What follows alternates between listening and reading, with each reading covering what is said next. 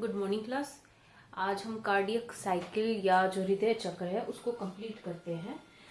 आज लास्ट हम इसके अंदर ये डिस्कस करने वाले हैं कि जो कार्डियक साइकिल है इसका टाइम कितना होता है, इसमें कितना टाइम लगता है और इसे वो कैसे काउंट करते हैं। तो जो कार्डियक साइकिल का जो टाइम है वो हार्ट बीट के अकॉर्डिंग इसी के ही इनवर्स रेशियो के अंदर होता है। जैसे ह्यूमंस की अगर हार्ट बीट की अगर हम बात करें तो ह्यूमन की जो एवरेज अडल्ट की जो हार्ट बीट होती है वो होती है approximately 70 to 72 beat per minute. ये हम डिस्कस कर चुके हैं। तो यहाँ पे जो कार्डियक साइकिल है उसका टाइम कितना होगा तो वो इसी के अनुपात में उल्टे होती है, तो वो होगी 0.8 सेकेंड। ये कार्डियक साइकिल का टाइम है और ये जो टाइम है वो आपको हर ऑर्गेनिज्म एनिमल टू एनिमल आपको अलग देखने को मिलेगा। ठीक है, यहाँ हमने सिर्फ ह्यूमन की बात करी है। तो टोटल कार्डियक साइकिल की अगर बात करें तो सबसे पहले एट्रियल सिस्टोल,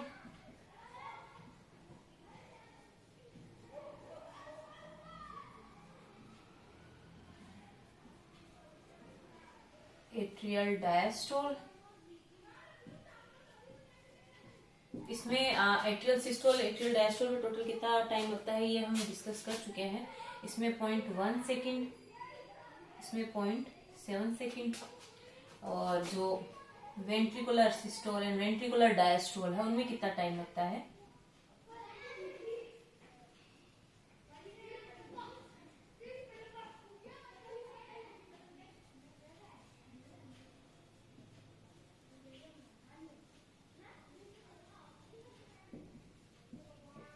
ये भी हम कल डिस्कस कर चुके हैं कि वेंट्रिकुलर सिस्टोल और वेंट्रिकुलर डायस्टोल में कितना टाइम लगता है। सिस्टोल में लगता है 0.3 सेकेंड और इसमें लगता है 0.5 सेकेंड।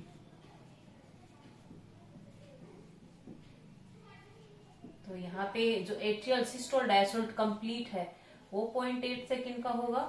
ठीक वैसे ही जो वेंट्रिकल है उसका पूरा जो सिस्टोल डायस्टोल है वो भी टोटल 8 सेकेंड का होगा।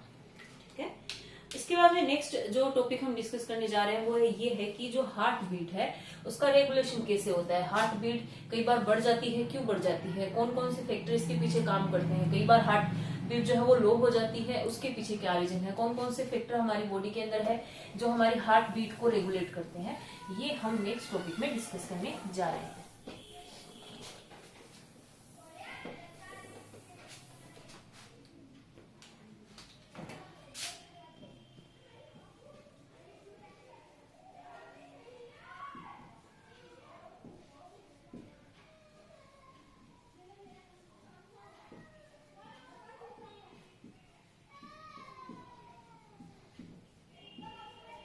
जो कार्डियक साइकिल है उसका रेगुलेशन या इसका जो नियमन है वो कैसे होता है। जो हार्ट बीट है या कार्डियक साइकिल की हम बात करें तो जो हार्ट बीट है उसका रेगुलेशन कैसे होता है। तो हार्ट बीट का जो रेगुलेशन है वो मेनली दो तरीके से हो सकता है। सबसे पहला है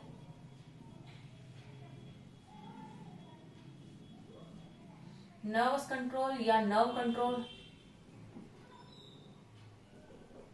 या तंत्रिका नियमन।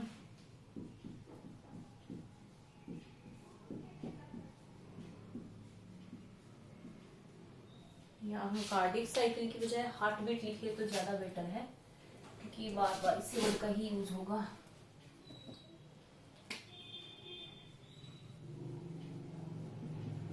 हार्ट बीट या हृदय स्पंदन।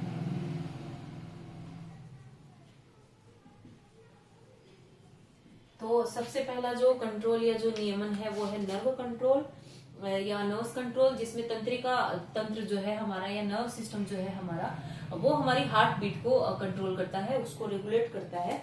और दूसरा जो इम्पोर्टेंट है वो है हार्मोनल कंट्रोल या हार्मोन नियमन। ठीक है, इसमें हम सबसे पहले डिस्कस करते हैं नर्व कंट्रोल के बारे में कि जो नर्व सिस्टम है वो हमारे जो हमारी जो हार्ट बीट है उसको कैसे कंट्रोल करता है। ठीक है, तो हमारा जो ब्रेन है, ब्रेन के अंदर एक छोटा सा पार्ट है या एक छोटा सा पॉइंट है जिसका नाम है मेडुला ओब्लोंगेटा।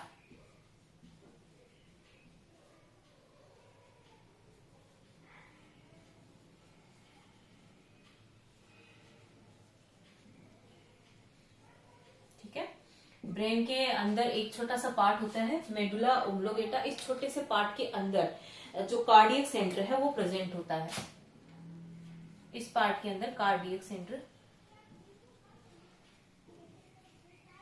प्रेजेंट होता है जो हार्ट बीट को कंट्रोल करता है। तो तंत्रिका तंत्र कैसे हार्ट बीट का रेगुलेशन करता है? जो हमारा ब्रेन होता है, जो कि तंत्रिका तंत्र या नर्व सिस्टम का सबसे इंपॉर्टेंट पार्ट है। ब्रेन के अंदर एक छोटा सा पार्ट होता है जिसका नाम है मेडुला ओब्लोंगेटा। मेडुला ओब्लोंगेटा के अंदर एक छोटा सा सेंटर होता है जिसका नाम है कार्डियक सेंटर। ये कार्डियक सेंटर जो है वो हमारी हार्ट बीट जो है उसको कंट्रोल करता है। ठीक है, ये जो कार्डियक सेंटर है इसमें भी दो पॉइंट होते हैं या दो सेंटर होता है। ये दो सेंटर में ये डिवाइड होता है। सबसे पहला है कार्डियो एक्सीलरेटर सेंटर,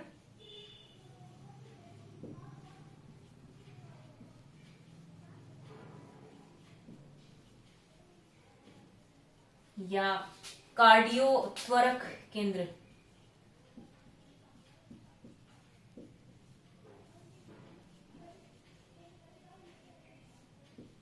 एक्सीलरेटर नाम से पता चल रहा है कि ये जो सेंटर है वो हार्ट बीट को बढ़ाने का काम करता है।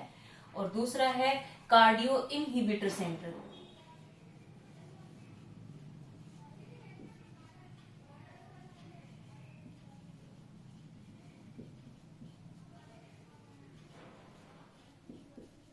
या कार्डियो निरोधक केंद्र।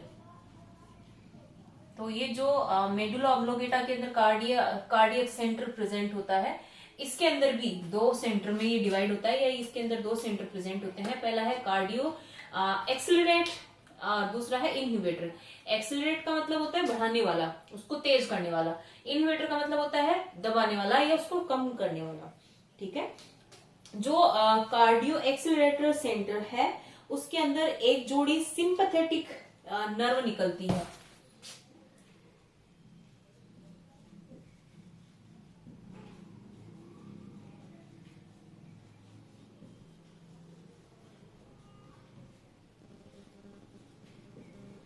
अनुकंपी तंत्रिका दो होती है, सिंपैथेटिक और पैरासिम्पैथेटिक। तो अनुकंपी और परानुकंपी कुछ इनके नाम है। तो जो कार्डियो एक्सीलरेटर सेंटर है या जो कार्डियो त्वरक केंद्र है उसमें से एक जोड़ी सिंपैथेटिक नर्व है वो निकलती है। और ये जो नर्व है वो सीधी जुड़ी हुई होती है हार्ट में जो ऐसे नोड प्रेजेंट है उसके साथ में।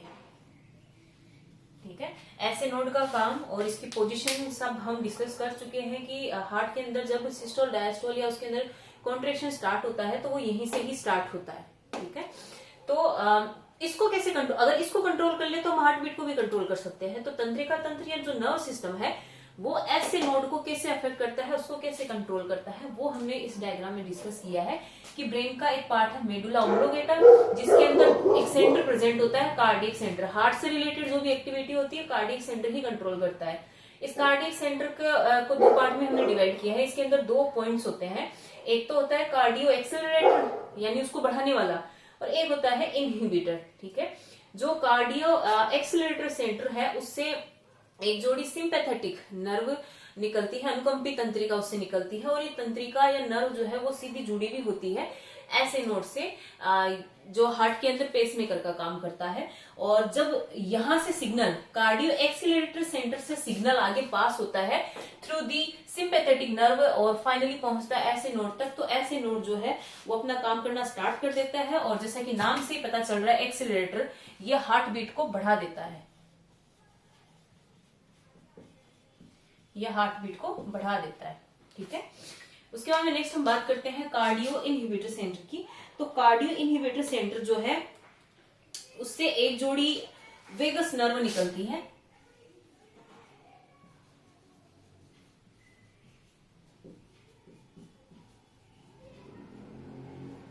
इससे एक जोड़ी वेगस नर्व निकलती है और ये जो वेगस नर्व है ये सीधी जुड़ी हुई होती है ऐसे नोड के साथ में।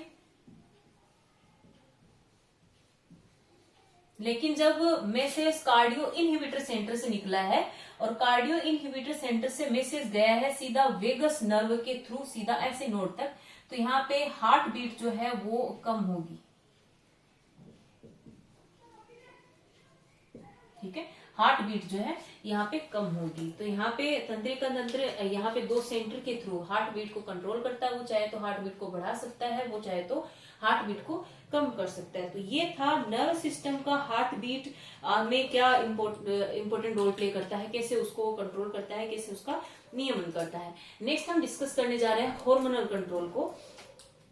हॉर्मोन्स के बारे में डिटेल में हम अपना नेक्स्ट चैप्टर आएगा जिसमें हम पढ़ेंगे कि हॉर्मोन्स क्या होते हैं। ये एक्चुअल में केमिकल मैसेंजर होते हैं जो बॉडी के एक पर्टिकुलर ऑर्गन या पर्टिकुलर पार्ट में बनते हैं। बनने के बाद में इनको सीधा ब्लड में डंप कर दिया जाता है, ब्लड में डाल दिया जाता है, जहां से होते हुए ये अपने टारगेट ऑर्गन के पास पहुंचते हैं और उसकी जो भी मेटाबॉलिक एक्टिविटी है या उपापचयी क्रियाएं हैं उनको वो प्रभावित करते हैं। तो ये हॉर्मोन्स जो है वो हार्ट बीट को कैसे कंट्रोल करते हैं, कौन कौन से हॉर्मोन्स हैं जो हार्ट बीट को बढ़ा सकते हैं या उसको कम कर सकते हैं, वो यहाँ हम डिस्कस करते हैं। ठीक है, तो सबसे पहले जो सिंपैथेटिक नर्व फाइबर है या अनुकंपी तंत्रिका तंतु है,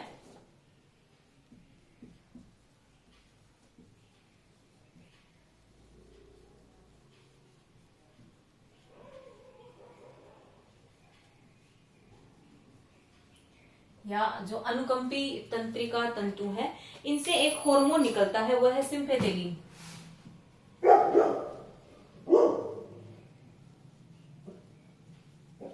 ये जो हार्मोन है जब बॉडी में सीक्रेट होता है, बॉडी में रिलीज होता है, तो ये हार्ट बीट को इंक्रीज कर देता है या बढ़ा देता है। हमारी बॉडी में कई सारी ग्रंथियां या कई सारी ग्लैंड्स है जो डिफरेंट डिफरेंट हॉर्मोन्स को रिलीज करती है, जिनका सबका अपना अपना काम होता है, अपना अपना काम करने का तरीका होता है। तो जो सिंपैथेटिक नर्व फाइबर है, मॉडिफाइड नर्व फाइबर है, जो हार्मोन भी रिलीज कर रहा है, ये सिंपैथेलिन हार्मोन रिलीज करता है जो हार्ट बीट को इंक्रीज कर देता है। उसके बाद में जो पैरासिम्पैथेटिक नर्व फाइबर है,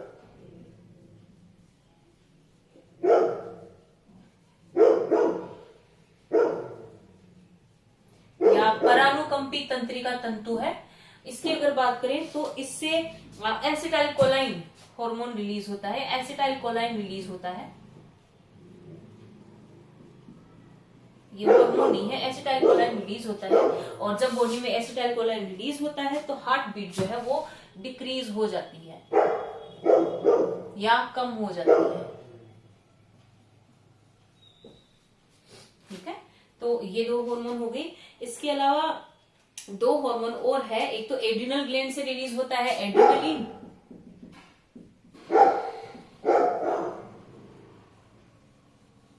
और एक थायराइड ग्लैंड है उससे रिलीज होता है थायरोक्सिन। ये दो हार्मोन अगर इनकी अमाउंट ब्लड में बढ़ती है तो ये जो हार्मोन है वो हार्ट बीट को बढ़ा देते हैं, ये हार्ट बीट को इंक्रीज कर देते हैं। ठीक है, तो ये कुछ हार्मोन है और वो हार्ट बीट को कैसे अफेक्ट करते हैं ये हमने डिस्कस किया है। इसके अलावा जो ब्लड है उसमें CO2 की और ऑक्सीजन की कंसेंट्रेशन क्या है, उसके अकॉर्डिंगली जो हार्ट बीट है उसको कंट्रोल किया जाता है। फॉर एग्जांपल ब्लड के अंदर अगर ऑक्सीजन का प्रेशर कम है, ब्लड के अंदर ऑक्सीजन का प्रेशर अगर कम है तो हार्ट बीट है वो ज्यादा होगी।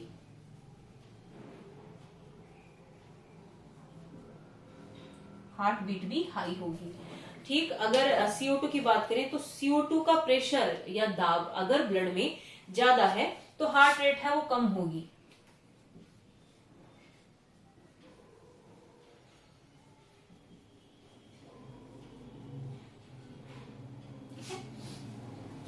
ये ऑक्सीजन, और इसके अलावा ब्लड के पीएच का भी जो हार्ट बीट है उसको कंट्रोल करने में इंपॉर्टेंट रोल है।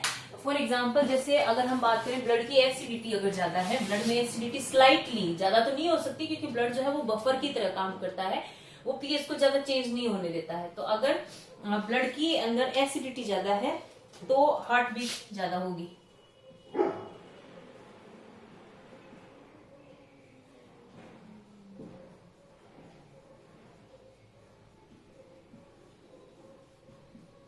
हार्ट बीट भी ज्यादा होगी। ठीक, इसके अपोजिट अगर अम्ल की बजाय क्षार या जो बेस है वो ज्यादा है तो एल्कलिटी अगर ज्यादा है, एल्कलिटी अगर हाई है तो हार्ट बीट है वो कम होगी।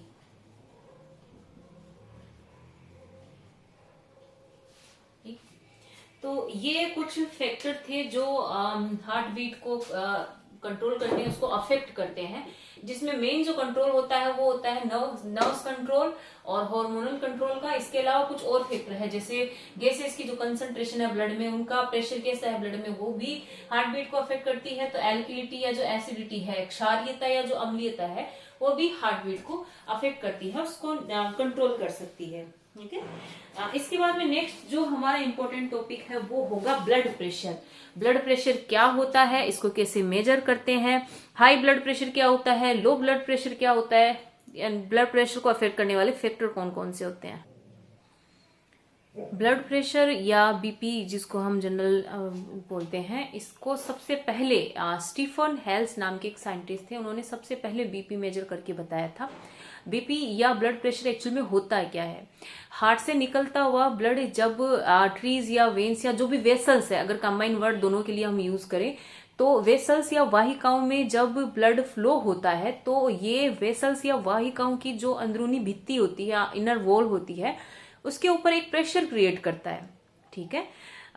उस प्रेशर को ब्लड प्रेशर कहते हैं। और आपने इस इंस्ट्रूमेंट को भी देखा होगा, ब्लड प्रेशर जो मेजर करते हैं, इसे हम अपने हाथ पे बांधते हैं, फिर हवा से हमारी जो आर्टरीज होती है उसको दबाते हैं, उसको प्रेशराइज करते हैं, उस पर दबाव डालते हैं। तो मेनली यहाँ पे वेसल्स में आर्टरी जो है उसके थ्रू ब्लड प्रेशर है वो मेजर किया जाता है। हमारी जो हाथ में जो एक आर्टरी होती है, ब्रेंकियल आर्टरी, वहां पे ब्लड प्रेशर है वो मेजर किया जाता है।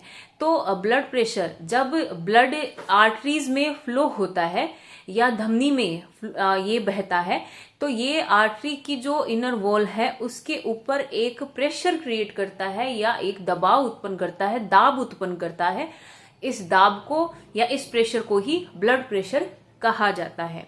ठीक है। ब्लड प्रेशर कैसे मेजर करते हैं ये हम नेक्स्ट डिस्कस करते हैं कि ब्लड प्रेशर कितना होना चाहिए, आइडियल जो ब्लड प्रेशर है वो कितना होना चाहिए। तो जो ब्लड प्रेशर है उसको 2 स्टेज में हम मेजर करते हैं। सबसे पहला है सिस्टोलिक प्रेशर,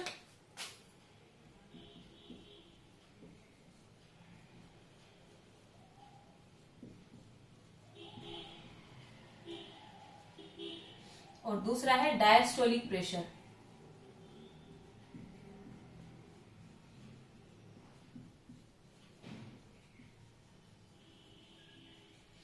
प्रकुंचन दाब या शिथिलन दाब। ठीक है। अब सिस्टोलिक दाब क्या होता है, सबसे पहले हम बात करते हैं सिस्टोलिक दाब या प्रकुंचन दाब।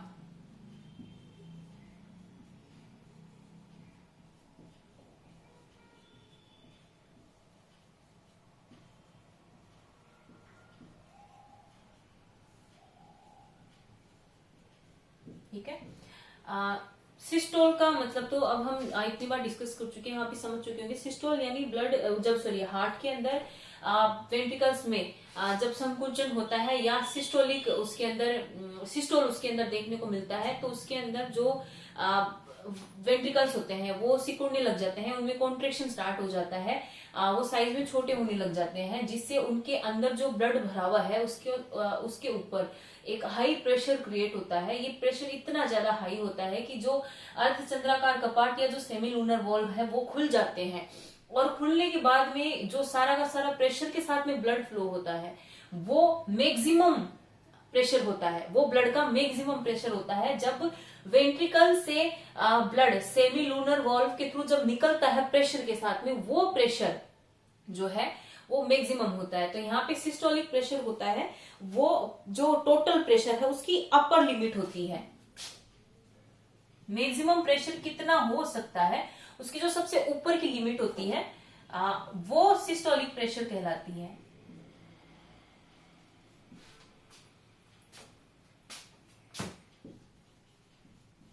ठीक है। ये ब्लड प्रेशर की जो अपर लिमिट है वो है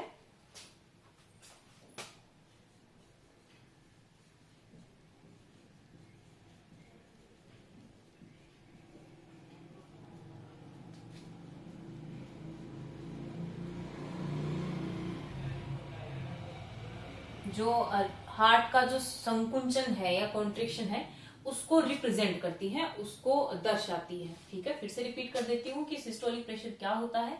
सिस्टोलिक प्रेशर जो जितना भी ब्लड प्रेशर हो सकता है उसमें जो सबसे अपर लिमिट होती है वो सिस्टोलिक प्रेशर होती है। और ये जो लिमिट होती है ये हार्ट के कॉन्ट्रेक्शन, जैसा कि मैंने बताया कि जो वेंट्रिकल है उसमें सिस्टोलिक कॉन्ट्रेक्शन हो रहे होते हैं तो ब्लड वेंट्रिकल से या नीला से प्रेशर के साथ में बाहर आता है, वो उसका मैक्सिमम प्रेशर होता है जिसे सिस्टोलिक प्रेशर कहते हैं। सिस्टोलिक प्रेशर अगर ह्यूमन की अगर बात करें तो जो प्रेशर होता है वो है सिस्टोलिक प्रेशर जो है वो है 120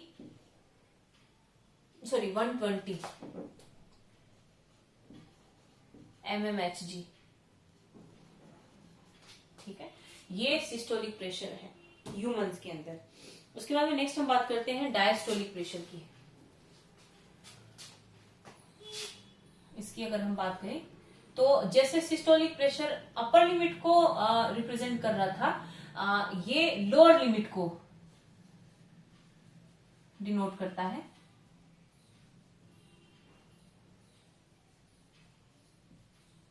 ठीक है,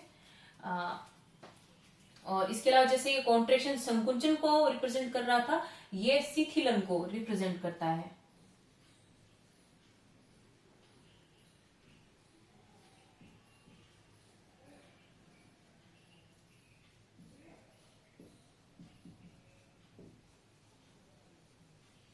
और ह्यूमन की अगर बात करें तो उसका जो डायस्टोलिक प्रेशर होता है एवरेज वो होता है 80 mmHg।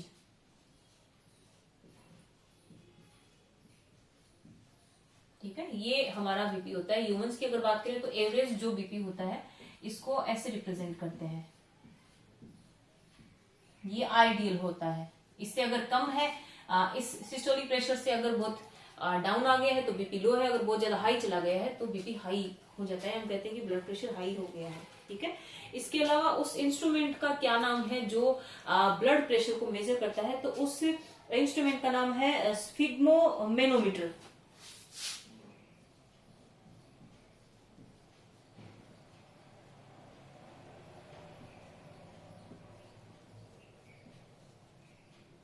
ये इंस्ट्रूमेंट हम सब ने देख रखा है, इसका नाम है स्फिग्मोमेनोमीटर, जो बीपी मेजर करने में जनरली यूज में लिया जाता है। ठीक है, और ये मैं अभी आपको बताया भी था कि ये हाथ पे बांधा जाता है। हाथ पे एक आर्टरी होती है ब्रेकियल आर्टरी,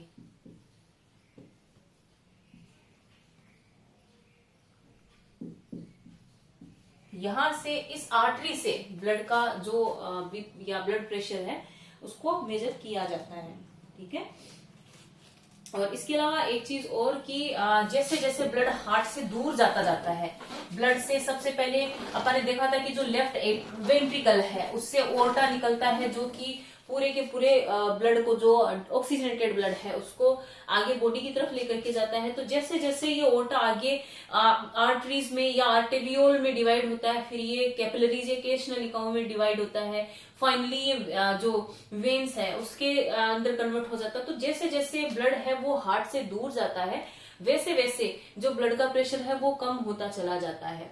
ठीक है, फॉर एग्जाम्पल जैसे अगर हम बात करें ओर्टा की, जो कि लेफ्ट वेंट्रिकल से जस्ट अटैच था ओर्टा, जहां से ब्लड है वो बॉडी के लिए जा रहा था, तो वहां पे जो टोटल प्रेशर होता है वो 130 mmHg होता है। यहाँ जो ब्लड का प्रेशर है वो सबसे ज्यादा होता है।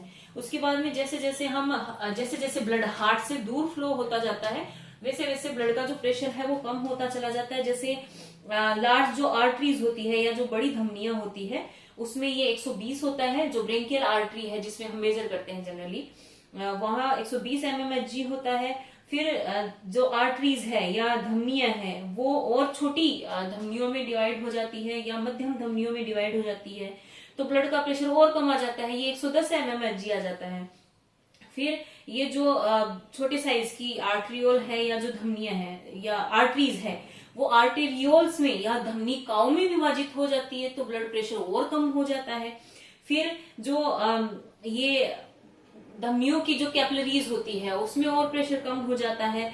फिर वेन्स है, वेंट्रिकुलर जो कैपिलरीज है, जैसे ही वो स्टार्ट होती है तो ब्लड प्रेशर और कम हो जाता है, ये 16 mmHg तक चला जाता है। फिर वेन्यूल्स की या शिराओं की अगर बात करें तो ये 16 होता है। फिर सबसे लास्ट में वेन्स तक आते आते ये जो ब्लड प्रेशर है वो 12 mmHg होता है। जो वेन्स होती है उसमें ओनली 12 mmHg होता है। यहां से वेन से जो ब्लड है वो कलेक्ट करके वापस राइट एट्रियम या दाएं आलिंद के अंदर डाला जाएगा, जहां पे ब्लड का प्रेशर सबसे कम होता है।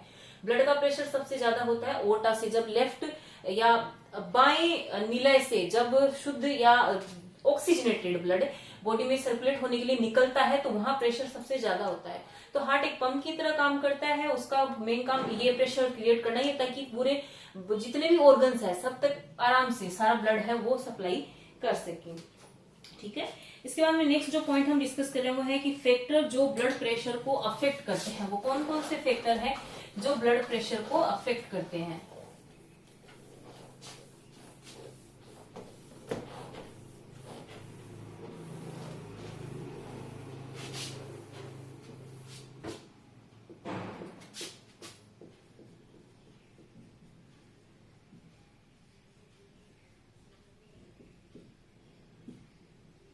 वो कौन कौन से फैक्टर हैं जो ब्लड प्रेशर को अफेक्ट करते हैं। तो सबसे पहले नॉर्मल जो एक्सरसाइज होती है या कसरत होती है।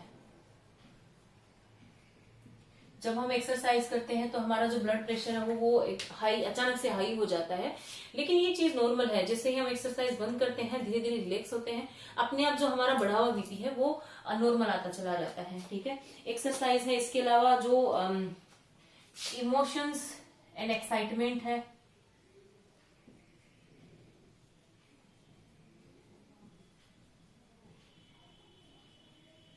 जब हम बहुत ज्यादा उत्साहित होते हैं, एक्साइटेड होते हैं, बहुत ज्यादा इमोशनल होते हैं, तब भी बीपी जो है वो कम या ज्यादा हो सकता है। इसके अलावा जो ब्लड वेसल है या रक्तवाहिकाएं हैं उनके अंदर अगर संकुंचन हो, contraction in blood vessels,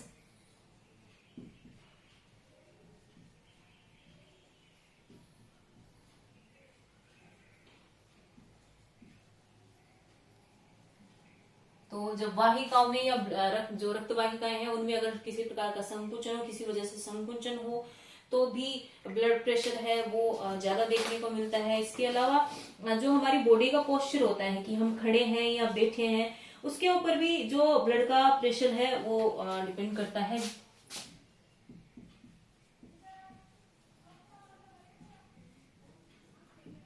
body position भी ब्लड प्रेशर को अफेक्ट कर सकती है। ये सब टेम्परेरी है। बॉडी पोजीशन की अगर बात करें तो जैसे अगर कोई ह्यूमन लेटा हुआ है, कोई लेटा हुआ आदमी है, तो उसकी जो बीपी है वो खड़े रहने के कंपैरिजन में कम होती है। इसके अलावा बॉडी पोस्चर के अलावा सेक्स एंड ओबेसिटी, जैसे फीमेल्स का जो ब्लड प्रेशर होता है वो मेल्स के कंपैरिजन में कम होता है। ओबेसिटी या जो मोटापा है वो भी ब्लड प्रेशर को अफेक्ट करता है। तो ये कुछ इंपॉर्टेंट फैक्टर है जो ब्लड प्रेशर को टेम्पररी अफेक्ट कर सकते हैं। इसके बाद में नेक्स्ट हम बात करते हैं कि जो ब्लड प्रेशर की एबनॉर्मल कंडीशन होती है, जैसे हम कहते हैं कभी बीपी हाई हो गया है या बीपी लो हो गया है, तो ये क्या होता है, ये कैसे होता है। प्लस एक चीज हम जो पीछे छूट गई थी उसको डिस्कस कर लेते हैं कि जो ब्लड प्रेशर है उसको वो इंस्ट्रूमेंट्स स्फिग्मोमेनोमीटर कैसे मेजर करता है, इसको हम डिस्कस करेंगे लेकिन नेक्स्ट क्लास में।